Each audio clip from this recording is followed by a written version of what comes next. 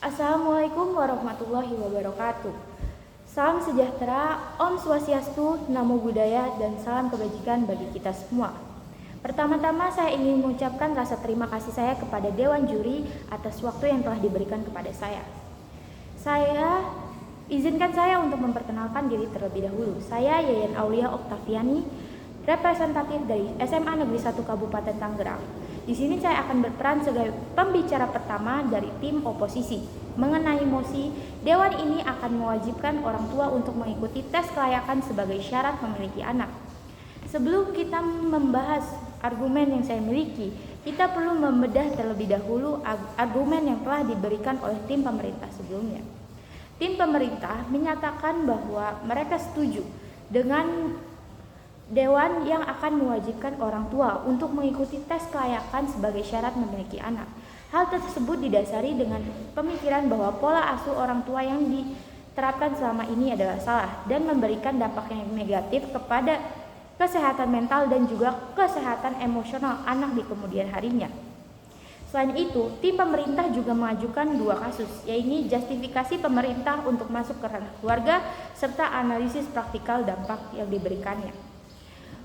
Saya sebagai pembicara dari tim oposisi menyatakan saya tidak setuju dengan hal yang diungkapkan oleh tim pemerintah itu. Untuk anggapan tim pemerintah yang menyatakan bahwa pemerintah memiliki justifikasi untuk masuk dan memberikan larangan atau penangguhan kepada orang tua untuk memiliki anak terlebih dahulu tidak dapat diterima. Karena hal ini bertentangan dengan ketentuan pasal 28B Undang-Undang Dasar Negara Republik Indonesia tahun 1945, yang dimana di undang-undang tersebut dicantumkan bahwa setiap orang berhak membentuk keluarga dan melanjutkan keturunan melalui pernikahan yang sah, serta negara menjamin hak anak atas kelangsungan hidup, tumbuh, dan juga berkembang. Atas dasar undang-undang tersebut, maka pernyataan bahwa pemerintah memiliki justifikasi untuk memberikan penundaan kepada orang tua untuk memiliki anak tidak dapat dibenarkan dan juga melanggar hak asasi manusia. Berdasarkan data dari penelitian yang dilakukan oleh Kat Santonis dan juga Simon menyebutkan bahwa kesehatan mental dan emosional anak tidak hanya dipengaruhi oleh pola pengasuhan yang diberikan oleh orang tuanya. Kesehatan mental dan emosional anak juga dibentuk oleh berbagai faktor resiko, termasuk jenis kelamin, kesehatan fisik, dan juga status sosial ekonomi yang dimiliki oleh keluarganya. Penelitian sebelumnya juga telah menyoroti bahwa anak perempuan misalnya lebih cenderung berada dalam kategori beresiko tinggi daripada anak laki-laki, dan mereka yang berasal dari latar belakang kaya cenderung tidak menunjukkan gejala kesehatan mental yang mengkhawatirkan pada masa remaja. Selain dari faktor pola pengasuhan orang tua dan faktor-faktor yang saya sebutkan sebelumnya, faktor lingkungan di luar keluarga juga sangatlah berpengaruh terhadap kesehatan mental dan juga kesehatan emosional anak. Salah satu lingkungan yang sangat perlu diperhatikan oleh pemerintah adalah dalam lingkup pendidikan atau lingkungan pendidikan, yang meskipun aksesnya telah baik telah diperbaiki, namun secara aspek mutu masih menjadi kendala besar. Menurut data UNICEF, walaupun pemerintah telah memastikan bahwa setiap desa memiliki pendidikan anak usia dini, tetapi hampir 80% fasilitas tidak terakreditasi dan hanya 32% guru pendidikan anak usia dini atau PAUD yang memiliki gelar diploma atau sarjana.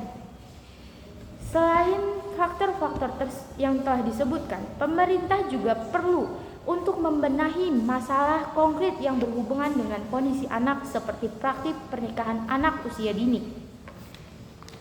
Karena menurut data penelitian UNICEF terhadap kondisi anak di Indonesia tahun 2020, bahwa pada tahun 2018 sendiri sekitar 11,2% perempuan berusia 20 sampai 24 tahun dilaporkan sudah pernah menikah sebelumnya sebelum mencapai usia 18 tahun.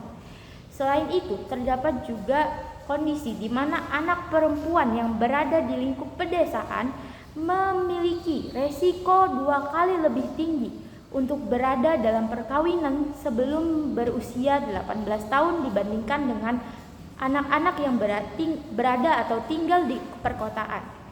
Oleh karena itu, pernyataan bahwa Dewan akan mewajibkan orang tua untuk mengikuti tes kelayakan sebagai syarat untuk memiliki anak tidaklah dapat diterima. Karena secara justifikasi, hal tersebut tidak sesuai dengan hak asasi manusia. Selain itu, pola asuh orang tua bukanlah satu-satunya hal yang menjadi faktor terganggunya kesehatan mental dan juga emosional anak.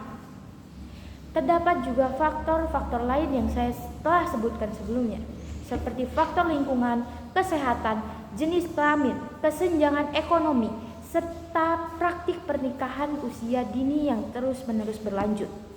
Maka dari itu, hal yang seharusnya menjadi fokus pemerintah bukan hanyalah tes kelayakan atau kesiapan orang tua sahaja.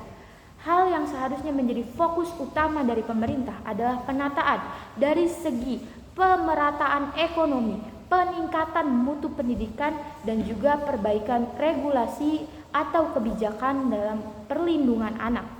Pada tingkatan selanjutnya, pemerintah tetap dapat melakukan tes kelayakan atau kesiapan orang tua ini, tetapi pemerintah juga perlu untuk membenahi hal-hal yang telah saya sebutkan sebelumnya.